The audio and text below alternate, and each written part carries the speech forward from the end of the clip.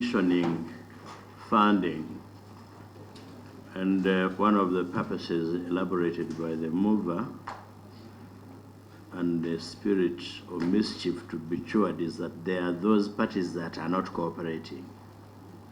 What is the purpose of government funding these political parties? So much so that now you want to exclude those that do not, quote unquote, cooperate. In other words, do you want to use the statute to force cooperation, that people must cooperate by force? That if I choose I don't want to cooperate with you, I have not offended any other law because I don't believe in what you are doing. You deny me the right to be funded like other parties. In other words, you condition it. So you want to use your numerics to force cooperation. And that is what you call the code of conduct. 2, you said currently the code of conduct is not being observed. Is the problem with the existing law or non-enforcement, but by whoever is supposed to enforce the code of conduct? So in other words, the alliance must be coerced. The second, Mr. Chairman, the next question I want to ask about the leadership. Now, you have statutorily provided for the majority party, then the majority opposition party. From that one, you jump those that are in opposition but not majority. You go to those that are not represented. I thought the purpose of restricting was to discourage parties that, you know, briefcase parties, because we've had some in the country.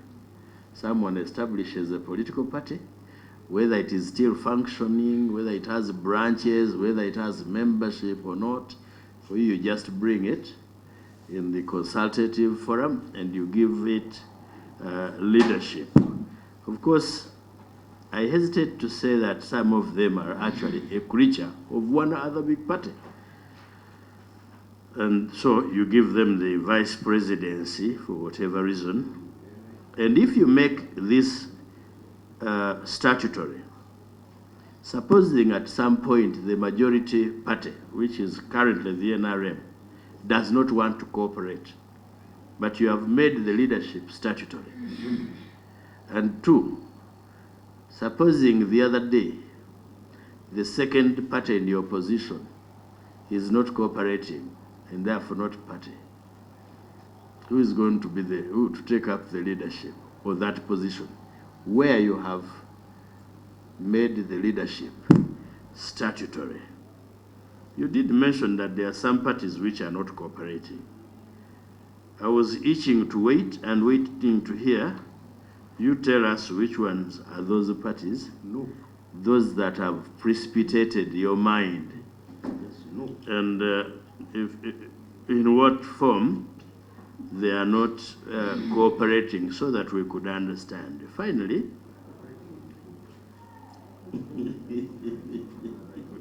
and then whether you define cooperation in your proposed bill. What do you do when a party or a member is not conforming to the code, especially where non-cooperation is not codified or is not a requirement of your code? Finally, who is your sponsor?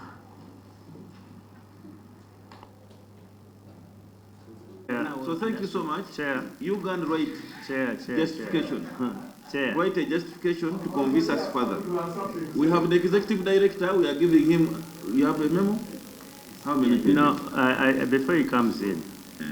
Okay, before he comes in, can we have that memo circulated? Where are the clerks? No, there is a different stakeholder. No, there's a difference. These are the movers. Is a stakeholder. To the movers. But now to the movers from.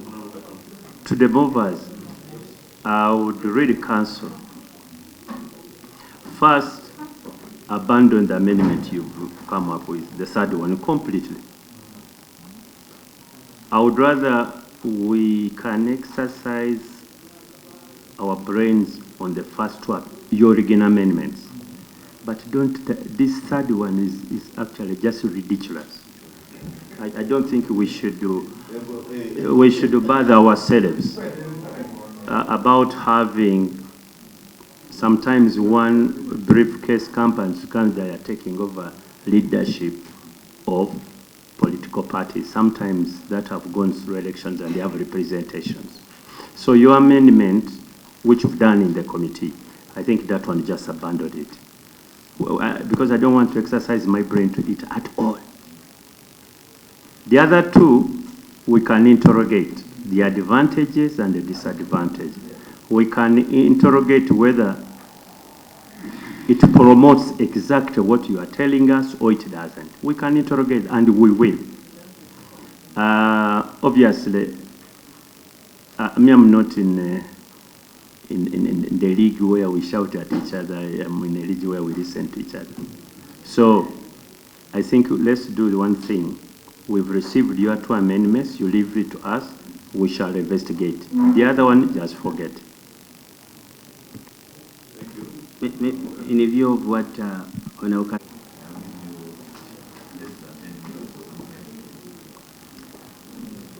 Thank you so much, Honorable Chairperson and the honorable members of the committee. My name is Dr. Lawrence Serwambaraka Bagabe. I am the Executive Director of the Interparty Organization for Dialogue, IPOD. I've been in the IPOD space since the 1st of November 2018.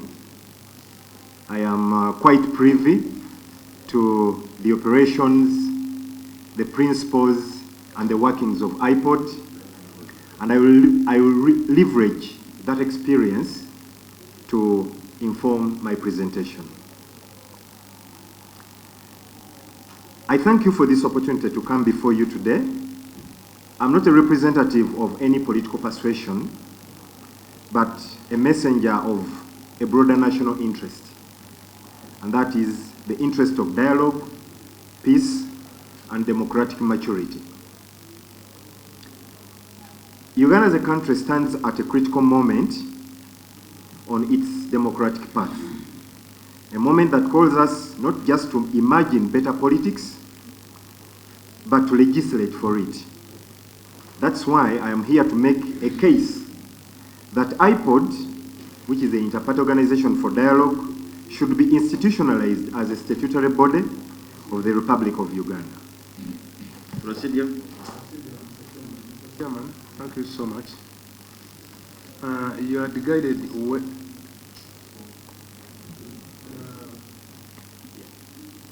before the ED started, you had guided that he makes a summary. I thought it would be a verbal one, but he seems to be reading the entire report, which to me brings some discomfort. And he has concluded very well.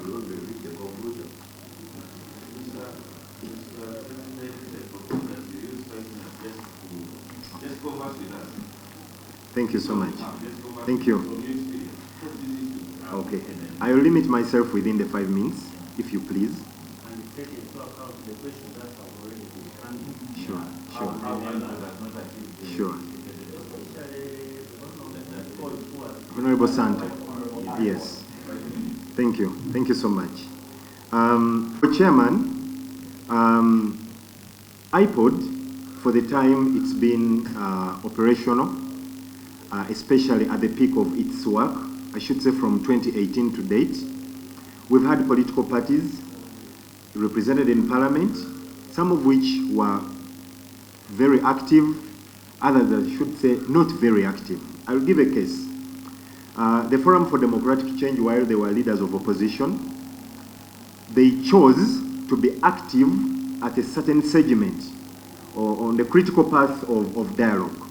They would engage in all the other activities of IPOD, but opted not to be at the summit.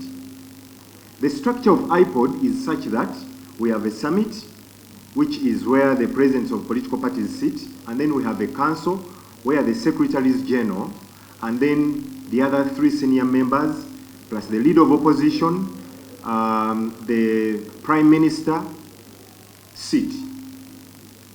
Unfortunately, while FDC did not participate at that level, they were fully engaged in all these processes.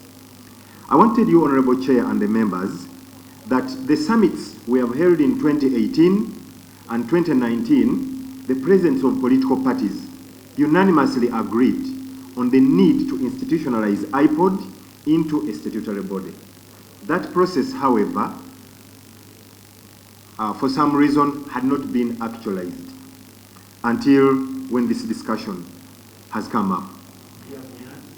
To that effect, yes. Absolutely. Yeah. Honorable Chair, I will supply them. Honorable Chair and members, Honorable Sant has been a member of IPOD, and as you need, or as you are aware, IPOD is, was legally registered in 2021, limited by guarantee, and the guarantors are the political parties. I wish to let you know that for me, if you ask me, in the limits of the function and the powers that came with IPOD, that institution has greatly achieved. You need to know that when we talk about dialogue, trust building, that's a process. It's quite protracted. It's not something that will come up, a day or two. I remember some leaders on the opposition asked us that, look, let NRM show us a gesture of goodwill that they are willing to talk and engage with us. And they said, even if it's meeting the president over a cup of tea, we have a few discussions, that will be a beginning point. Unfortunately, when we organized some of these engagements, a few members turned away. But the principle was that there was a need, and they felt they needed to engage with the ruling party. And we have done that. If you ask me some of the achievements that have been registered under IPOD, in 2021, you all remember, in the aftermath of the elections, we had some sort of polarization. We held a summit at Kololo. NUP had quite a number of its members who had been arrested. The leaders of political parties on the opposition talked to the president and said, look, the number of people that have been arrested, Your Excellency, through this platform, please prevail over this matter. And the president said 51 of those political prisoners would be released. And indeed they were released. Today we are talking about the 35 billion that is allocated to political parties in parliament. This is a discussion that generated from the summit of 2018 in IPOD. Discussed again in 2019, actualized today. We have had discussions around the POMA. I know Honorable Katuntu was very significant when he was Attorney General, Shadow Attorney General. The other Attorney General. Yes, they engaged in certain processes on the guidelines of POMA, which the political parties cross-party have developed. They have been put to the table of the president because the president said he needed to consult the Army Council, the Security Council, for their input. So I should say that if IPOD were to, for instance, be more effective, it would be much, much more effective when it is institutionalized. We've also had political parties that have come to us and said, but look, IPOD, you have this convening power. Why wouldn't you help us with the political parties that are, for instance, abrogating the code of conduct of political parties? Prevail over them, have a discussion, and then see how things would work out. But because we lack that, the biting power, we've not been able to move an inch. Honorable members, I wish to tell you that there are so many, in my view, and of course leveraging and picking from lessons elsewhere, this space being institutionalized helps so very, very much. We've had capacity of political parties built. I can tell you that, for instance, during the last delegates conferences, we basically supported all political parties in their internal democratic processes, in things to do with consultations with the public, on policy policy issues, conflict resolution within and inter-party, and so many things. So I want to move by saying, Honorable Chair and members, that I think without delving into the other details which are to the reserve of the committee on the financial aspects, for me, I think it is imperative to institutionalize a space that encourages discussions amongst members. And I want to conclude by using, with a quote from the late Nelson Mandela, who said that if you want to make peace with your enemy, you have to work with your enemy, then he becomes your partner.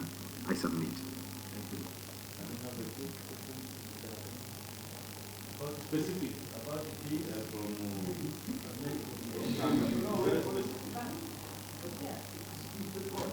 some members of IPOD, some parties were active at certain points, and then others were not active. And he gave example of FDC. So that shows you what I was talking about. That because you have highlighted that the interest was dialogue, peace, and democratic maturity. Where there was dialogue, it was supposed to lead to peace and eventually democratic maturity. And why some parties were trying to pull out was because of lack of this.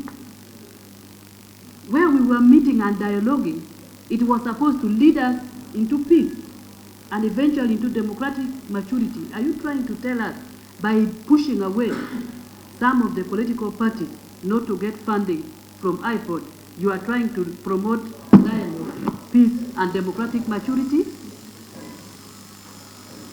Because it arose from dissatisfaction from some other political parties of the challenges that they were facing. Much as we were dialoguing, sitting down, but there were challenges that were not being addressed by the IPOD league.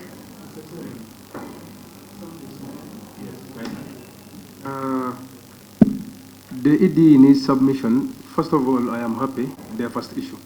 Somewhere you indicated that FDC, they coming. Would you help me relate the performance of the now leading opposition party in Parliament, sponsor of the bill, which wasn't answered by them? Thank you. Thank you so much, Honorable Chair. I think we need to know that, for starters, it is not in the ambit of IPOD to determine the funding mechanisms and modalities of political parties. That's not in our ambit. And the institution that I represent is non-partisan. We have worked so hard, and we want to maintain IPOD as being a space that political parties call home. We do not want to bruise. We do not want, to... In other words, what I'm saying is that whether funding goes to political parties under whichever arrangement, that's for the committee to determine, and Parliament as a bigger body. So I will not get into Honorable Santa. I will not say whether IPOD supports that or not. What we are here to make a case for as IPOD is the institutionalization, which I think for us, when we benchmark from other countries where this platform started, this is a process. And I want to tell you, for instance, in the region here, I have on several occasions been invited to South Sudan. South Sudan would like to replicate the IPOD mechanism. South Sudan, Ethiopia, and Eritrea. The whole idea of, well, there is a starting point. At least it helps, in Sudan, for instance, they have SPLM and SPLM in opposition.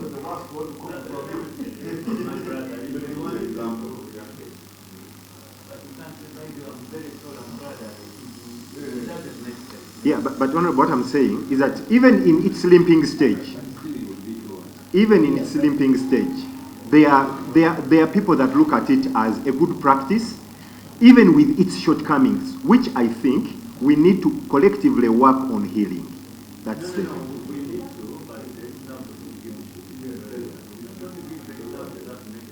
for me, I may not know other options, but I'm only saying that the case is for institutionalization.